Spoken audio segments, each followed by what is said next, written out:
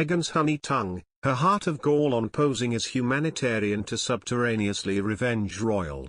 Meghan Markle caught Buckingham Palace on the back foot with a personal speech, wrote royal author Angela Levin in her book about Prince Harry. The Duke and Duchess of Sussex penned an open letter to G20 leaders this weekend to ensure coronavirus vaccine supplies for all nations. Harry and Meghan claimed vaccine donation promises were yet to reach some of the most vulnerable people in the world. The letter, written by the Sussexes and World Health Organization Director General Dr. Tedros Adhanom Ghebreyesus, labeled access to the COVID-19 vaccine a fundamental human right. World leaders gathered in Rome for the G20 summit on Saturday, and several more will head to Glasgow for the COP26 climate change summit which started yesterday. The letter comes after Meghan issued a separate letter to U.S. Congress leaders calling for paid leave for all American parents. Meghan said she was writing as a mom and called on her own experiences to stress the importance of paid parental leave. The Duchess has often focused her work on women's empowerment, education and inclusivity. She even took Buckingham Palace staff by surprise when discussing International Women's Day in March 2019.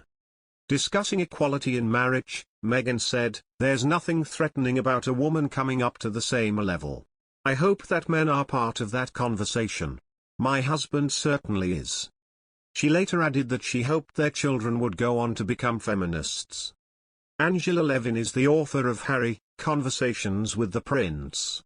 She wrote, "Staff at the palace admit that they were caught on the back foot by her speaking so personally at certain events, but I was informed, now they will wrestle back control." Ms. Levin wrote Meghan is not easily deterred from her goals and has shown that she has no qualms about working outside the rather antiquated royal machine. Since stepping back, the Sussexes have spoken in support of the Black Lives Matter movement, among others. Prior to last year's U.S. presidential election, they called on Americans to reject hate speech, misinformation and online negativity. A spokesperson for the couple said the comments were not a political endorsement, however, but instead a non-partisan call for decency. However, before Meghan and Harry stepped back as senior royals, Ms. Levin wrote that a palace source told her, "Don't worry. The palace will always win. The palace machine is a force to be reckoned with. However impressive employees may be, in the end they are all worn down. It just takes different people a different amount of time. The best communications staff are those who have spent some time in the armed forces because they can take orders and know their place. Harry will have recognized this." Meghan Markle and Prince Harry could have dropped hints about leaving the royal family years before quitting the firm and leaving the UK. The Duke and Duchess of Sussex caught fans by surprise in January 2020 when they announced their plans to step down as senior royals and become financially independent. Since then, the pair have moved from the UK to California with their son Archie, and in June this year, they welcomed their daughter Lilibet. Harry and Meghan met in 2016 and tied the knot in May 2018, 2 years before leaving royal life. In a 2015 interview, Meghan, who was still an actress in Suits at the time, made some comments that somehow seemed to foreshadow her and Harry's future decision to become independent. She told In Style, "I think the biggest part of being a girl boss in the office, at home, or anywhere you go is just knowing your value.